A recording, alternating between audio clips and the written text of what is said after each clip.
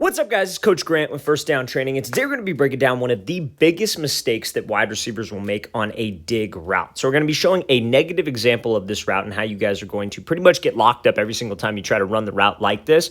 And then we're going to show a positive example where Sterling Shepard creates a ton of separation. So I hope this video helps you guys out. If you have any questions, don't hesitate to leave those in the comment section below. Make sure to get back to we read every comment, so we definitely appreciate it. But also, fellas, if you're a wide receiver and you want to know the specific things you need to do on the field to improve your route running, your press releases, your hands, check out that very first link in the description below for our 4-week, 28-day wide receiver on-field workout plan. It's a 4-week daily schedule with the exact sets and reps and examples of each on-field drill wide receivers need to do that I teach my receivers and that we coach up. So check out that very first link in the description below if you're interested. Let's get started with this video. So this dig route right here, this is a common example that a lot of wide receivers do, is they love to raise their pad level up before they make that break. Now, why do they do that? They usually do that because they're preparing for the break. So we talk about it a lot, right? So there's 3 phases of every single route, right? You have the stem, you have the break point, and then you have the acceleration. Now, separation is won and lost at the break point and at the acceleration.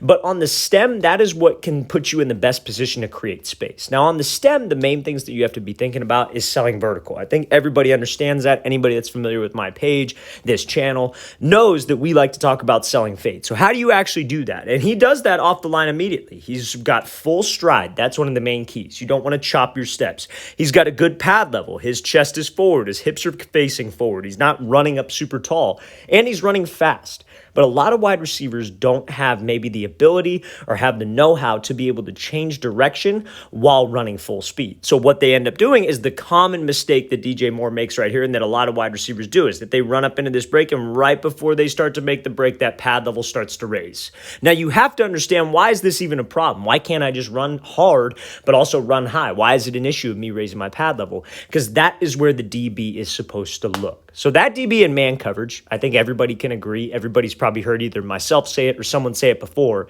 that in press coverage, man coverage, a DB's eye should be where? On the hips, right? Because they're taught that the hips don't lie. The hips will take you wherever the route goes. And that's another conversation, how we could get separation by kind of thinking about that ourselves.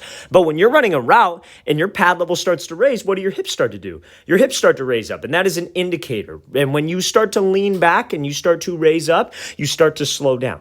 And when we start to slow down, the DB starts to slow down. So we have to be very, very mindful, fellas, of that pad level. And I have to keep a good, consistent pad level all the way up to the break point. Now, a lot of people just don't have maybe the confidence or maybe don't have the skill to be able to break in a good pad level, but that's what we're going to be talking about in a second with this good example. So make sure, fellas, one of the biggest mistakes that wide receivers will make on a dig, on any route that involves them snapping down or making a cut, especially on a dig route though, is that they will raise their chest up, they'll raise their pad level and prepare for the break. Don't prepare for the break. Trust your hip drop. Trust the speed cut. Trust whatever kind of move you're making at the break to slow you down and change direction, not manually slowing yourself down. Let's play this thing again, full speed, and one more time. Again, great job initially. Just can't have any change in that pad level before the break point. So now, this is going to be the exact same route. We got an inside release dig.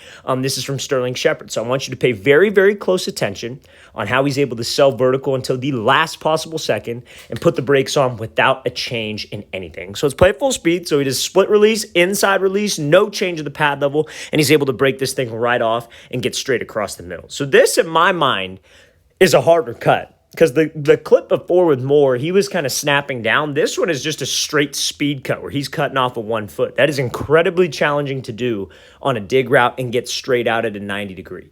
Now, again, what gets him separation here is selling vertical, having a good pad level, keeping the full stride, and being able to break on a dime. That's what gets him separation. The acceleration out of the break, that's what keeps the separation. But the stem and the break point will get you open. The acceleration of the break just keeps you open, right? So again, this is a perfect example. This gets that DB to fully commit his hips and fully commit to the fade because there is no change in this pad level. From top to bottom, or from start to finish, he keeps the same exact pad level. If there's no change in the pad level, and that's what the DB's looking at, he's not going to change. He's not going to change his speed. For all he knows, we're taking an inside release and we're running a deep post. We're running a fade instead of a dig. So we have to make sure that that pad level stays the same.